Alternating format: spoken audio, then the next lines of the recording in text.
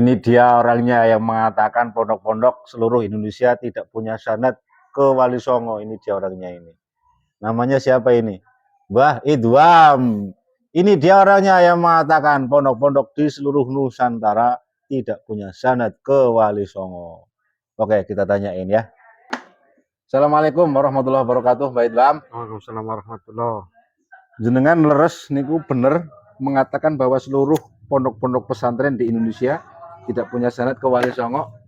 Bener yang mengatakan seperti itu jenengan? Ya, itu pendapat saya. Nah, bener ini kan saudara-saudara sudah diklarifikasi ya. Deal ini berarti ini orangnya yang bilang kalau seluruh pondok-pondok pesantren di Indonesia tidak punya sanad ke Wali Songo. Ini luar biasa, masalah nasab belum selesai. Ini udah ada polemik lagi ini, polemik sanad. Pondok-pondok pesantren di seluruh Indonesia tidak punya sanad ke Wali Songo. Oke, Mbak Idam, maksudnya gimana? Ini saya mau ngeyel sama jenengan ini. Monggo Mbak Idam. Yang pertama bagaimana, yang kedua bagaimana, yang ketiga bagaimana? Saya mau udut dan mau ngeyel. Assalamualaikum warahmatullahi wabarakatuh. Waalaikumsalam warahmatullahi wabarakatuh. Sekarang saya tanya dulu ke panjenengan. Waduh. Sanad itu apa? Hah? Sanad. Nggak tahu. Sanad itu apa? Sanad itu apa? Ya, sanadun, sanadayas, nadu, sanadan. Sesendehan. Sendehan apalagi? Itu secara luhot ya. Iya, sesendehan bahasa Indonesianya apa? Sesendehan. Nyandar. Sandaran. Sandaran. Patokan. Patokan. Iya, apalagi? Ya itulah kurang lebihnya. Cekelan. Cekelan. Pegangan. Pegangan. Referensi bisa? Ya kurang tepat. Ya, kurang tepat ya. Kurang pas. Tapi ada nyerempet-nyerempetnya lah. Ya. Loh, jenengan yang bicara saya mau ngeyel malah tanya ke saya. Lanjutkan, maksudnya gimana ini seluruh? Ya kayak saya tanya dulu ke panjenengan sanad sandaran. Ya sandaran. Kan kalau secara itu secara luhot ya. Kalau secara istilahi mungkin contoh secara spesifik saja. Sanad hadis. Sanad hadis itu gimana maksudnya?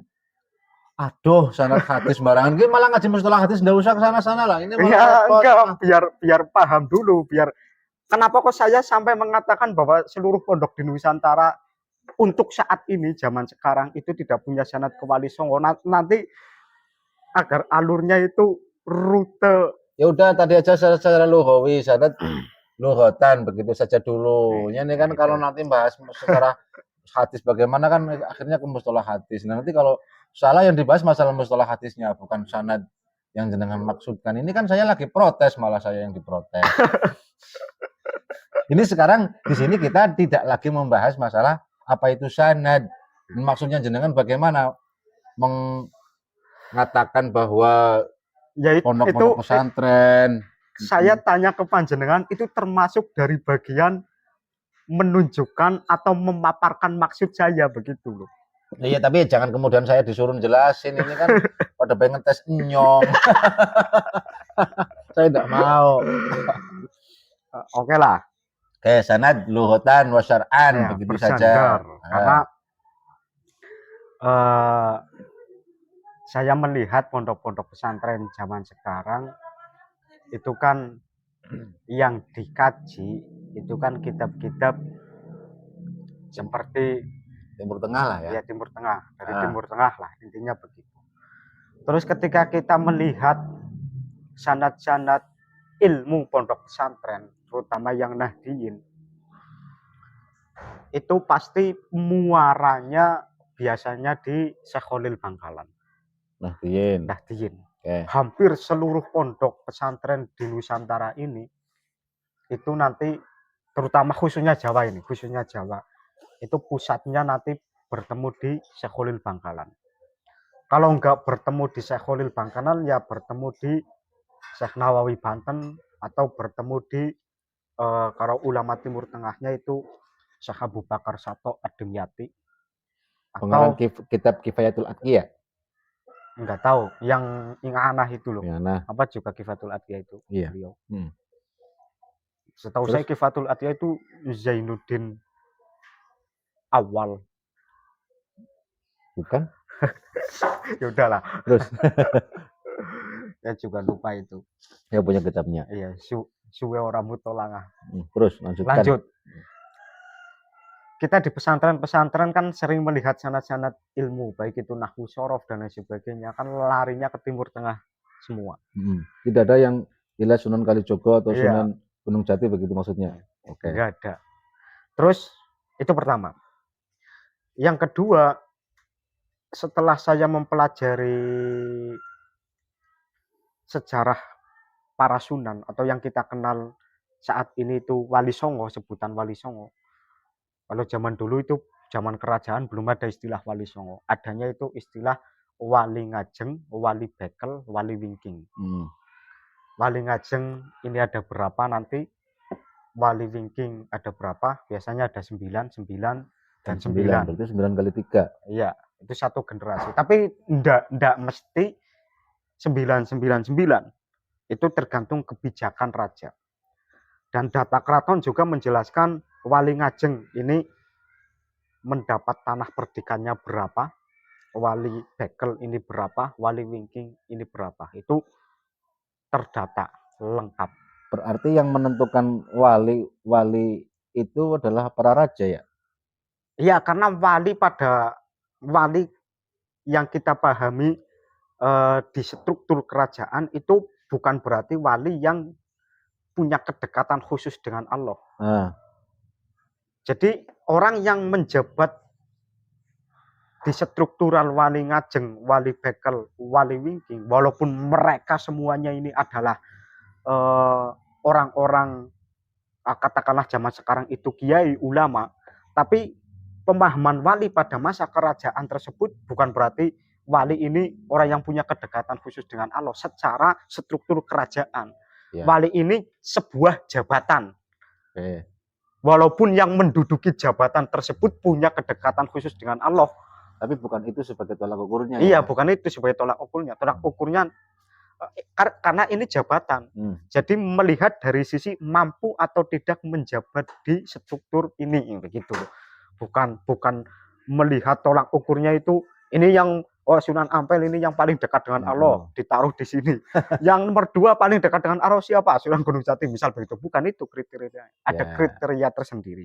Oke. Sampai mana tadi? Ya masalah sanad itu tadi. Iya, masalah keilmuan lah. Ya, masalah keilmuan. Langsung ke Timur Tengah. Langsung ke Timur Tengah. Saya boleh ngeyel sekarang apa ntar? Nanti dulu. Ya, oke. Terus. Para penyebar Islam yang ada di Nusantara ini, khususnya di Jawa, itu walaupun mereka dari Timur Tengah, seperti Syekh Ahmad Jumadil Kubro, Syekh Wahdi nanti yang menurunkan Sunan Kudus, Syekh Abdurrahman yang menurunkan Sunan Kalijogo, yang nanti menjadi menantu Majapahit, terus anak cucunya ada yang jadi menantu Pajajaran. Mereka semua dari Timur Tengah, tapi punya ijtihad sendiri. Corak keislamannya itu sendiri tidak mengikuti Timur Tengah. Begitu. Oke. Karena ada asimilasi budaya mungkin di situ. Banyak sekali tradisi-tradisi Wali Songo yang itu tidak ada di Timur Tengah. Okay. Dan itu seolah-olah sangat kontra sekali.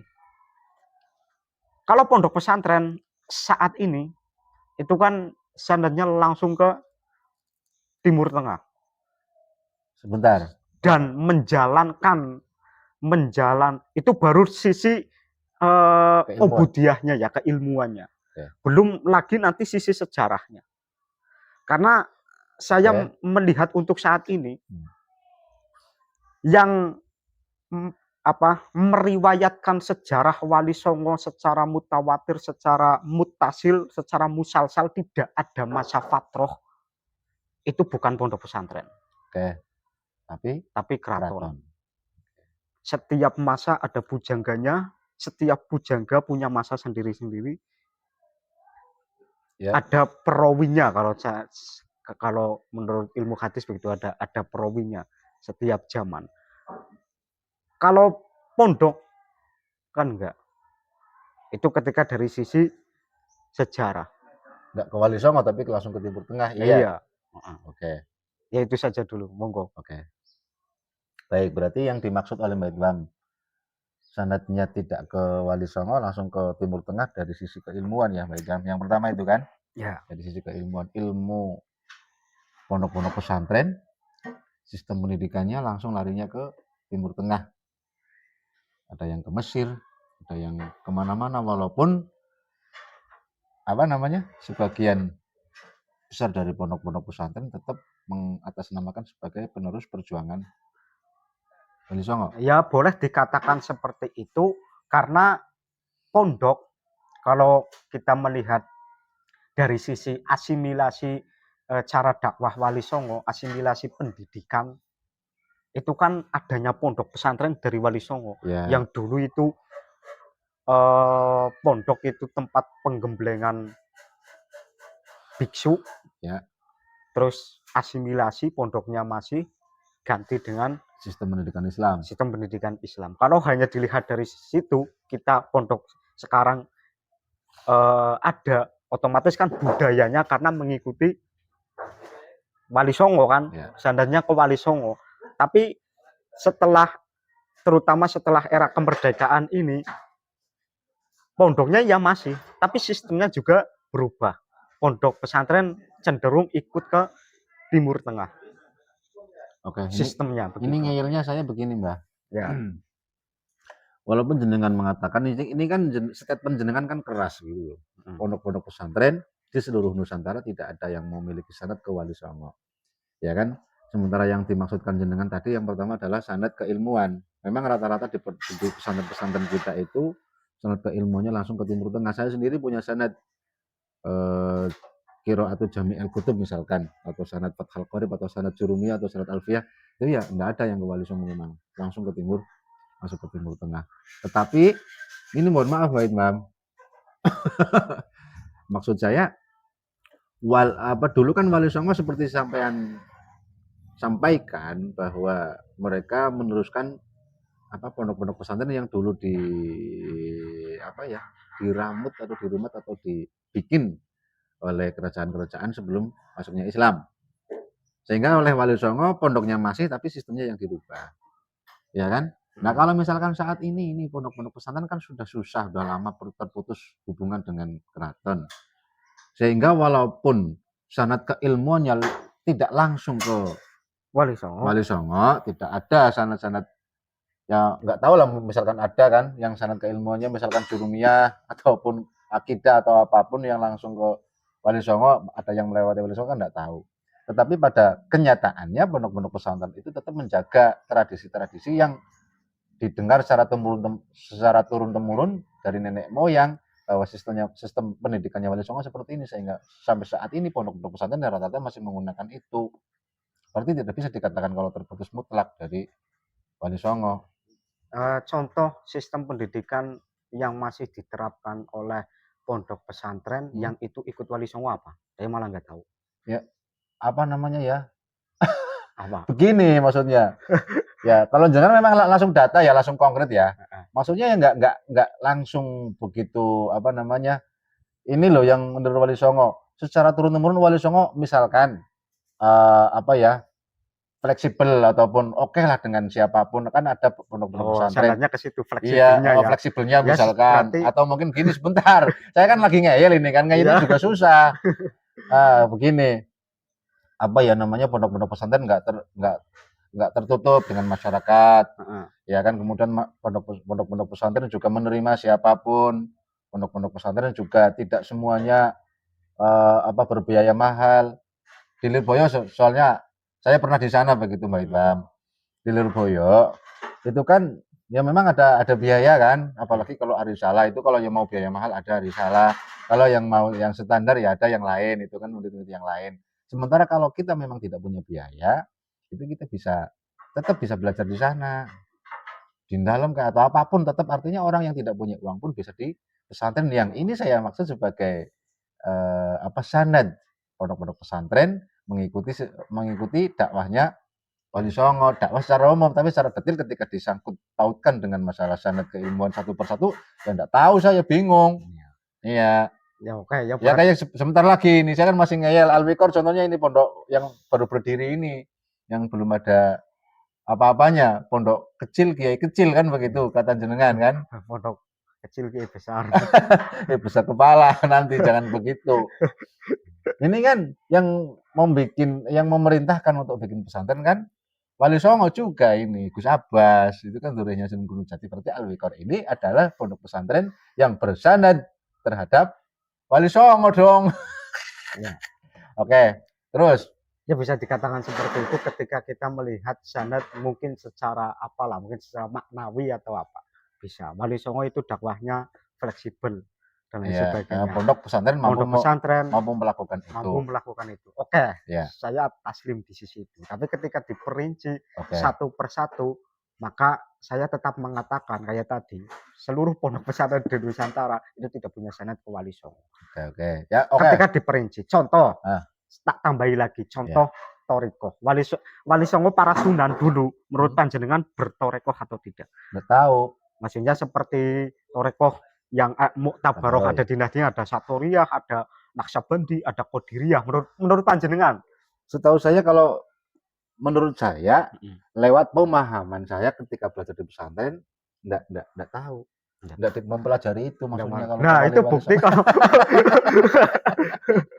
ya memang kalau di pesantren itu yang saya pelajari ya ya fikih jelas ya, fikih nafsu sorof kalau secara sendiri kan juga enggak saya akui memang enggak semuanya. Sejarahnya Rasulullah saja masih banyak yang enggak tahu saya. Perang Uhud, perang Badar, detailnya seperti apa kan banyak yang tahu. Oke, lanjut. Wali Songo itu bertoreko. Ya. Karena saya mempelajari data keraton itu zuriyahnya Syekh Ahmad Jumadil Kubro atau Ki Gede Mataram I itu pada hanya kabat bahasanya Apa? itu hanya kabat ke Syekh Abdul Qadir Al-Jilani. Berarti torekonya Qadiriyah. Ya ada yang Qadiriyah. Terus ada yang Satoriyah juga. Tapi kita lihat satu persatu mursyid torekoh Qadiriyah Naksabandi seluruh Indonesia. Saya jamin tidak ada yang punya sanad ke Wali Songo. Sanad kemursidannya enggak ada. Masuk ke Timur Tengah. Langsung contoh Satoriyah. Satoriyah kan juga torekohnya Wali Songo. Terutama zaman dinasti Mataram berdiri, zaman Panembahan Senopati berdiri, torekohnya kan Satoriyah. Udah kita ngukur dari situ saja. Mursyidnya siapa? Sunan Kalijaga atau Sunan Bayat dan lain sebagainya. Torekohnya Satoriyah. Kalau mursyid Satoriyah saat ini, seluruh Indonesia, mursyid Satoriyah saat ini, pasti nanti muaranya biasanya ke Syekh Burhanuddin Ulakan Pariyaman, atau ke Syekh Abdul Muhyi Pamijahan, nanti ke Syekh Abdul Rauf Singkel Aceh. Muaranya ke sana. Dari Aceh ke? Dari Aceh nanti ke Ahmad Al-Fusasi, nanti langsung ke Timur Tengah, Madinah. Enggak ada yang ke Wali Songo. Gus Abbas kan sucinya Sunan Gunung Jati. Satoriyahnya buntet. Nah, itu yang saya pegang sanadnya kan setelah ditalkin beat, itu kan saya dikasih buku. Oke, itu kan juga bukan ke Sunan Gunung Jati. Oke, karena saya percaya karena jenengan sendiri kan Satoriyah ke Gus Abbas kan? Iya. Itu ke Timur Tengah, ke Syekh Ahmad Al-Fusasi itu. Enggak ada ke Syekh Syarif Hidayatullah, enggak ada. Walaupun Syarif Hidayatullah diyakini betul ada datanya. Kalau mursyid saya belum tahu lah ya. Iya. Yang jelas Satoriyah. Iya. Begitu secara data. Yang jelas Satoriyah. Era Sunan Kalijaga kan umurnya panjang. Era Sunan Kalijaga itu rata-rata Satoriyah. Rata-rata loh, setahu saya. Kan data keraton banyak sekali itu. Sepemahaman saya itu rata-rata Satoriyah, termasuk Sunan Gunung Jati. Tapi sanad Satoriyah buntet itu nanti ke Syekh Ahmad Al-Fusasi, labas ke Timur Tengah, pengarang Simtul Majid. Itu enggak ke Sunan Gunung Jati. Enggak ke Sunan Gunung Jati. Nah, berarti kalau seperti ini bukan hanya pondok pesantren yang sananya terputus ke Wali Songo, tapi juga torikoh juga. Ngeri. Makanya saya tuh setelah mempelajari sedikit tentang data keraton yang itu mengupas sejarah para Sunan atau yang kita kenal sekarang itu Wali Songo, itu saya jadi memaklumi, bahasanya memaklumi saja. Banyak zuriyah Wali Songo yang akhirnya itu banyak orang yang mengklaim dirinya cucunya Wali Songo, yang akhirnya sebelum terjadi polemik nasab kan diisbat menjadi Baklawi dan lain sebagainya. Ya. Itu sangat memungkinkan karena pondok-pondok sendiri itu sanadnya terputus dengan Wali Songo. Kepaten Obor, maaf kalau saya bilang sanadnya terputus ya larati ya Kepaten Obor. Kepaten Obor temenan. Dari sisi sejarah, sisi sanad, keilmuan dan lain sebagainya, Kepaten Obor. Ini ada organisasi besar loh Mbak Idlam. Apa? Di Indonesia ada Naat loh. Naqabah Ansab Aulia Itisah. Tentunya untuk saat ini pendapat saya pribadi, ya, sampean boleh lah nggak setuju.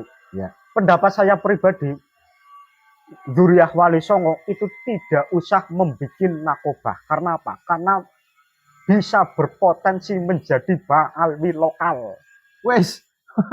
Itu. Begitu. Mungkin sekarang. Nah, sebentar. Ini saya potong dulu, mohon maaf. Sebelum ke sana ya, ini saya lanjutkan dulu masalah terputusnya sanad pondok pesantren dan thariqah. Ya. Ini kan jenengan ekstrim kan, saya kira kan ekstrim. Tapi saya yakin pasti bertanggung jawab karena ada datanya. Ya kan? Tetapi yang saya maksud begini. Jenengan mengatakan bahwa thariqah Mu'tabarah di Indonesia rata-rata langsung ke Timur Tengah, tidak ada yang ke Wali Songo. Oke. Kemudian ada lagi tadi pondok pesantren kan, ini yang dari awal jadi judul video ini, mungkin nanti pondok pesantren sanadnya terputus dari Wali Songo, ya kan? Nah nanti kalau misalkan dibantah oleh Naqabah Ansab Aulia Itisah Naat, bagaimana jenengan? Maksud saya begitu. Karena apa? Saya kira yang memahami hal ini justru seharusnya ya Naat begitu, Mbah. Ya saya jawab nanti kalau sudah dibantah. Kalau sudah dibantah, lihat bantahnya seperti apa? Ya lihat bantahnya. Oke. Terus misalkan ini, kan orang-orang juga nanti kan melihatnya siapa sih Mbak Diwam kan begitu. Siapa sih Mbak Diwam? Tentunya kan lebih percaya kepada Naat. Orang-orang loh mestinya yang lihat video ini kan begitu. Ya karena orang-orang kan melihat kefiguran. Ya makanya ini kan Mbak Diwam sih siapa? Nah, iya, tapi kan bertanggung jawab begitu dengan datanya. Ya. Oke, terus kemudian misalkan nanti dipanggil dengan sama Naat, berani nggak? Nggak berani? Nggak berani. Kenapa? Naatnya ke rumah saya saja. Oh begitu. Oke, artinya tetap jenengan kan maksudnya punya data yang seumpama nanti ada Naat membantah, baik lewat video maupun secara langsung bisa menjawab begitu ya. Ya. Nah, karena ini memang masalah data kan, nggak menyinggung masalah. Saya kira yang lebih urgent kan masalah nasab habaib. Yang urgent kan gitu, Mbak. Kalau kita memutuskan nasabnya pondok-pondok pesantren ke Wali Songo atau memutuskan nasabnya siapa thariqah Mu'tabarah ke Wali Songo kan enggak masalah sebenarnya kan. Enggak masalah. Maksudnya enggak seperti kita memutuskan nasabnya para habaib ke Rasulullah karena kan tanggungannya Kanjeng Nabi. Makanya saya meyakini bahwa habaib adalah bukan zuriatun Nabi karena Kanjeng Nabi adalah mutiara sementara para habaib banyak yang seperti setan kelakuannya. Maka tidak mungkin ini ya bahasa simpelnya begini. Wali Songo itu memang salah satu asimilasi dakwahnya lewat pendidikan itu pondok pesantren. Betul. Sekarang masih ada pondok pesantren. Betul. Mungkin secara maknawi pondok pesantren punya sanad ke Wali Songo. Maknawi. Ya. Maknawi kan bisa macam-macam dilihat dari sudut pandang mana. Terus yang kedua, Wali Songo itu bertorekoh, qadiriyah, satoriyah dan lain sebagainya lah mungkin. Tapi mursyid torekoh saat ini di seluruh Indonesia, baik itu qadiriyah, satoriyah dan lain sebagainya, tidak ada yang punya sanad kemursidannya ke Wali Songo.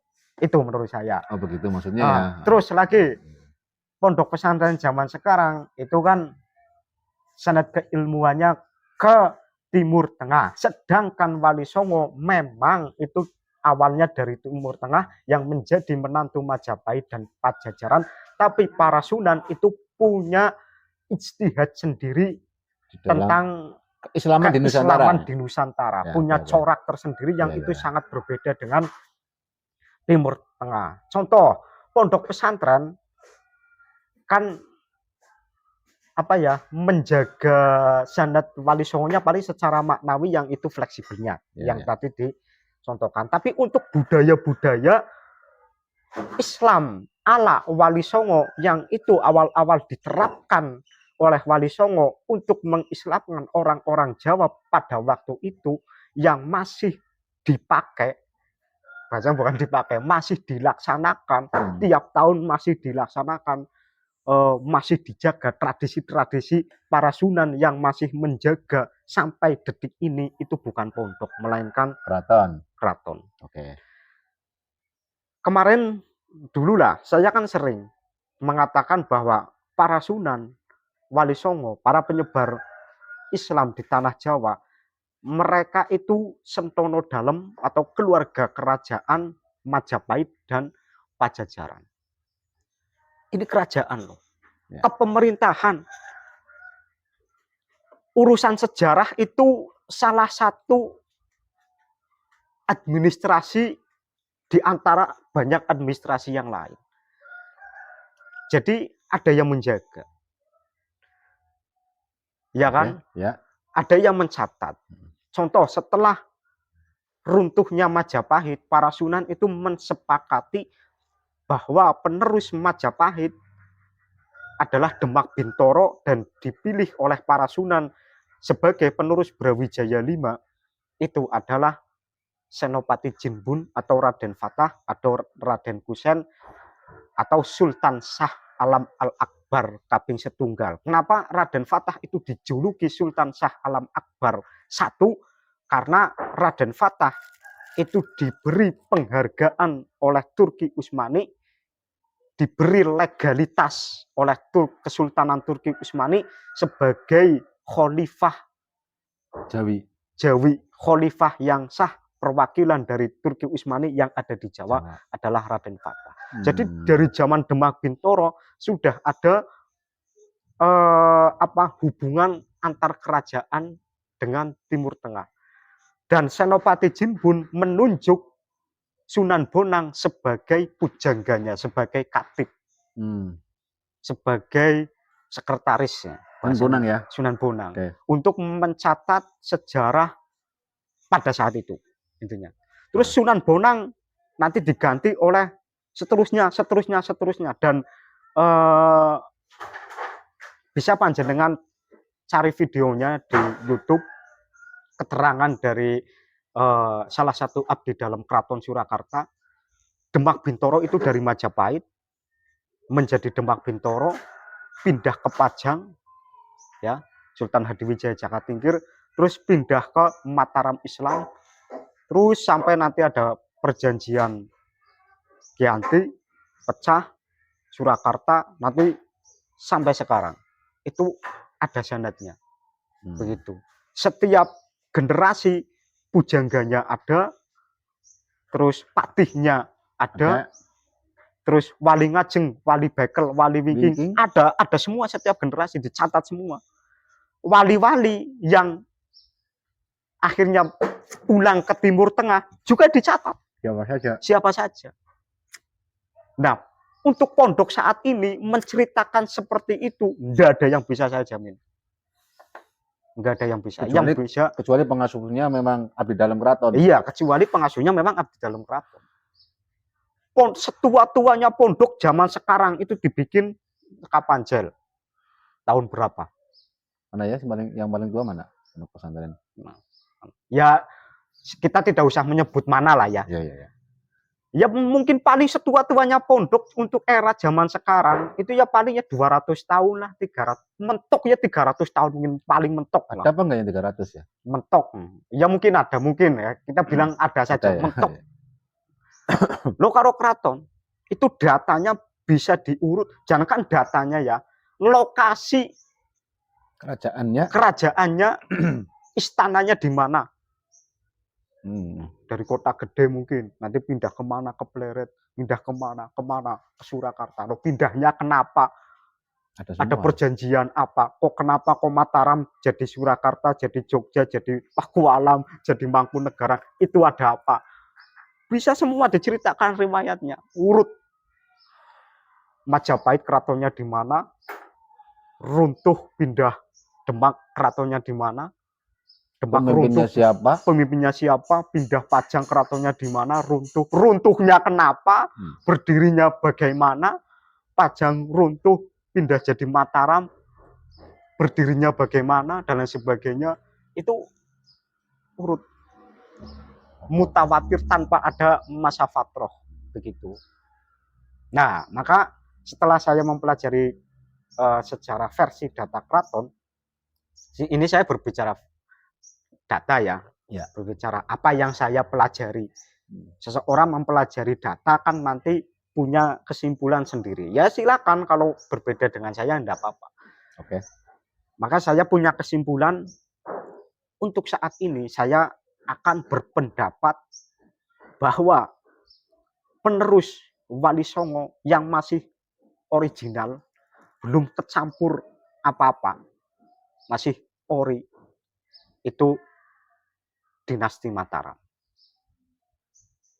Keraton lah, ibaratnya begitu. Bukan pondok pesantren. Karena pondok pesantren zaman Wali Songo kan mungkin orang ngaji nahwu sorof ya, jurumiyah dan lain sebagainya kan, kultur masyarakatnya berbeda. Kalau pondok sekarang kan otomatis gemblengan pertama kan mutabahir bindu hotil ngarobi ya. Akhirnya kan sanadnya ke Timur Tengah. Oke, sudah Mas. Begitu. Oke. Ya, saya dulu. Dulu ya. Gini. Ini saya bingung bener. Taslim ya taslim, enggak ya bingung gitu loh. Soalnya gini, ya memang nyatanya begitu kan. Di pesantren-pesantren kita banyak yang apa namanya ya, ini enggak tahu lah tentang sejarah Wali Songo. Baca-baca sejarah Wali Songo dari buku-buku yang enggak tahu pengarangnya siapa dan motifnya apa kan enggak tahu. Ya kan? Karena memang di pesantren sendiri sibuk dengan nahwu sorof, sibuk dengan fikihnya, sibuk dengan balaghahnya dan seterusnya. Yang hal ini memang diakui oleh santri-santri bahwa yang dari nol belajar di pesantren sampai tua di sana pun enggak semua apa yang ada di pesantren dikuasai. Apalagi sampai menjangkau masalah kekeratonan begitu loh.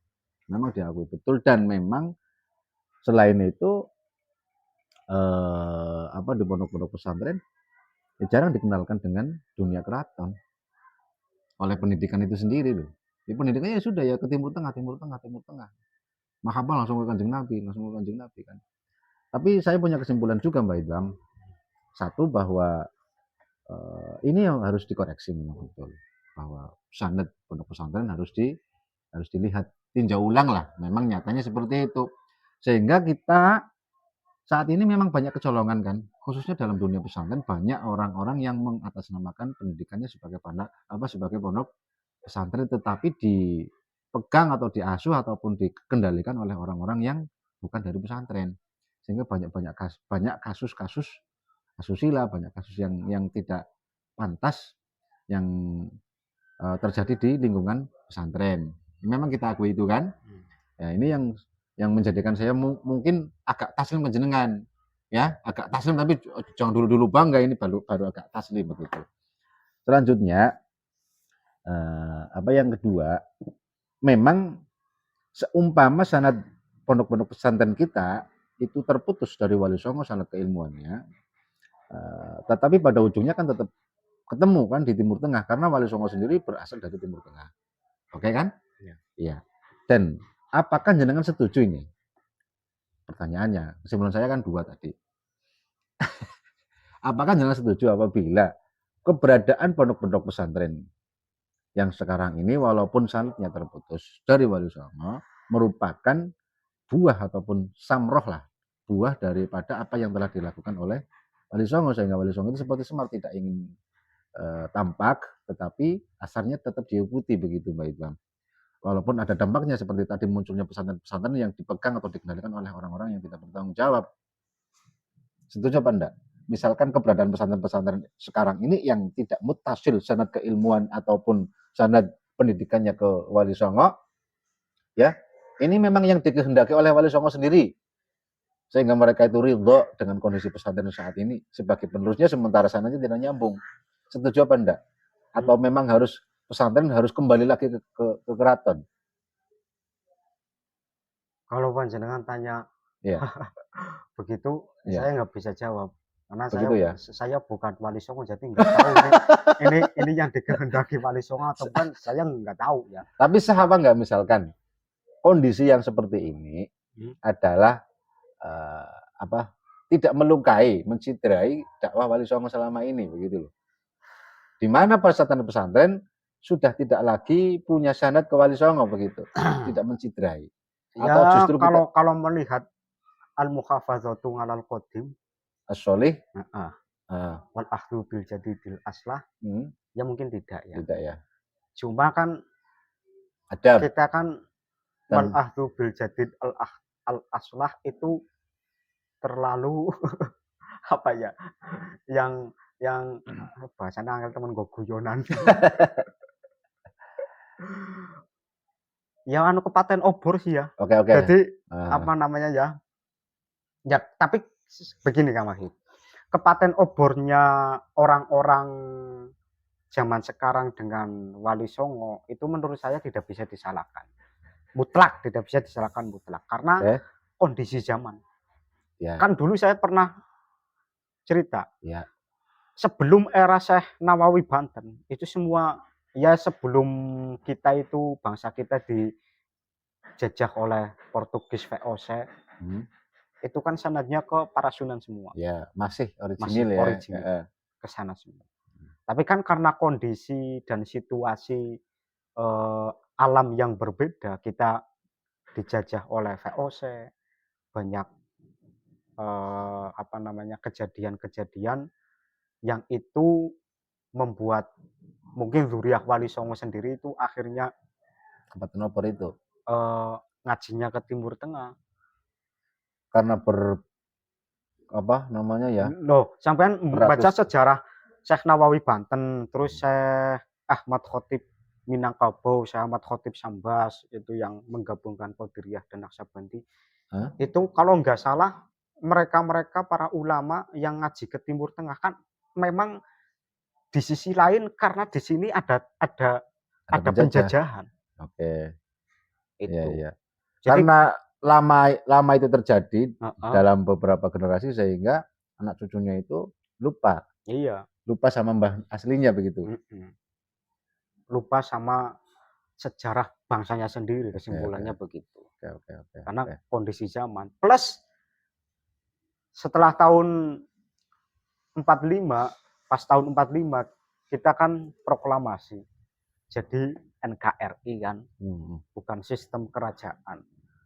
Dan hierarkinya memang masih ada sekarang. Hierarki penerus Majapahit masih ada, Jogja Surakarta itu masih Ya ada. ya. Cuma kan tidak punya apa namanya ya, wewenang lah untuk mengatur NKRI kan Ya, begitu. ya, ya. Hmm. Jadi ya kepaten obornya karena itu saja. Maka kenapa saya kok mau bikin video dengan panjenengan begini? Ah, Oke lah, kita kepaten obor dengan Wali Songo karena kondisi dan situasi bangsa kita yang pada waktu itu memang seperti itu. Tapi kan setelah kita tahu, oh ternyata sebelum ada NKRI, pemegang jabatan atau pemegang kepemerintahan itu siapa, minimal kita kan tahu. ya. Oke. Pemegang kepemerintahan, oh ternyata salah satunya itu yang ada di Jawa itu dinasti Mataram. Itu sangat layak kita jadikan rujukan sejarahnya bagaimana.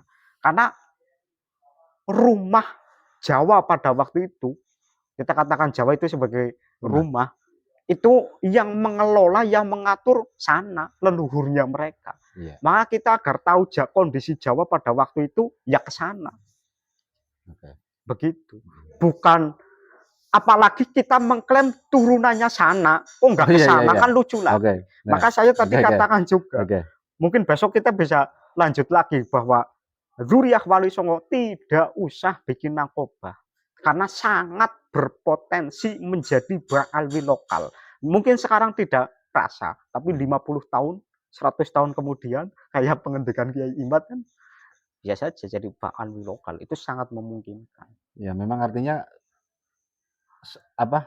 Zuriyah Wali Songo itu kan memang terbukti kan sebagai Dzurriyyatun Nabi kan. Mm-mm. Ya.